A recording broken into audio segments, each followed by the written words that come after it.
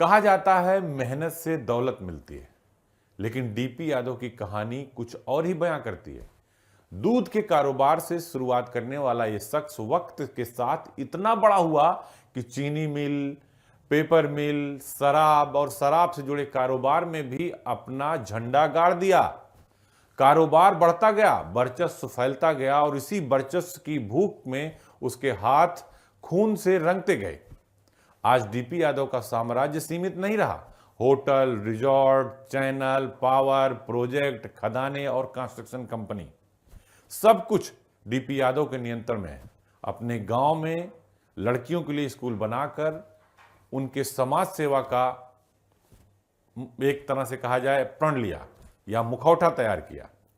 इतना ही नहीं, सच्चाई यह भी है कि उसकी पहचान अब भी बाहुबली के रूप में है। दूध बेचने से शुरू हुआ सफर खून और खौफ के कारोबार तक जा पहुंचा। डीपी यादव दौलत भी है, ताकत भी है और डर भी। शायद यही उसकी पहचान है।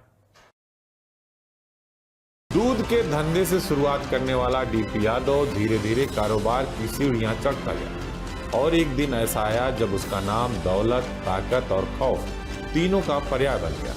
यही वो सफर था जहां एक साधारण कारोबारी बाहुबली बन गया, जिसके आगे झुकने पर मजबूर हो गए अफसर भी और झुक गई सियासत भी। पहले दूध, फिर शराब, फिर चीनी मिल, फिर पेपर मिल से लेकर कंस्ट्रक्शन कंपनी तक हर कारोबार में डीपी यादव ने अपनी हिस्सेदारी बनाई और कारोबार के साथ साथ बढ़ता गया उसका वर्चस्व। लेकिन इस दौलत और ताकत की चमक के पीछे खून की लकीरें भी थी। हर कदम पर हिंसा, हर मुकाम पर डर। जहां कारोबार का विस्तार था, वहीं जुर्म की परछाई भी थी। देखिए, डीपी यादव का उदय उस समय हुआ था जब पश्चिमी उत्तर प्रदेश में भाटी और गुर्जर गैंग की लड़ाई चरम पर थी। दोनों में एक वर्चस्व की लड़ाई हुआ करती थी। उसी समय ये धर्मपाल नाम का नवयुवक उसी नोएडा के एक क्षेत्र में ब्लॉक प्रमुख निर्वाचित हुआ। इसकी गतिविधियाँ बढ़ती गई, धीरे धीरे सक्रियता बढ़ती गई। सक्रियता बढ़ते बढ़ते के साथ ये महेंद्र सिंह भाटी की गैंग से जुड़ गया। महेंद्र सिंह भाटी की गैंग से जुड़ने के बाद डीपी यादव धीरे धीरे शराब तस्करी में लिप्त हो गया। महेंद्र सिंह भाटी के साथ शराब तस्करी भी करने लगा। छोटे मोटे अपराध भी होने लगे और उन अपराधों में सक्रिय भी रहा। लेकिन कुछ समय बाद उसी महेंद्र सिंह भाटी की डीपी यादव ने हत्या करवा दी। तब डीपी यादव का नाम चर्चा में आया था और डीपी यादव ने शराब व्यवसाय में अपना एक वर्चस्व बना लिया था। डीपी यादव के नाम पर पश्चिमी उत्तर प्रदेश में जो भी घटनाएं होती थी, जो भी अब शराब व्यवसाय में जो भी होता था, उसमें बिल्कुल जो है डीपी यादव का वर्चस्व रहा करता था। वक्त के साथ उसने अपने साम्राज्य को फैलाया। Hotel, resort, TV, power project, खदानें, सब उसके कब्जे में आ गए थे। एक ऐसा नेटवर्क जहां कारोबार और राजनीति दोनों एक दूसरे के पूरक बन गए थे। अपने गांव में लड़कियों के लिए स्कूल बनवाया ताकि समाज में अपनी छवि को सुधार सके। लेकिन डीपी यादव के गांव वाले आज भी कहते हैं कि स्कूल की दीवारों में डर की नींव गड़ी है।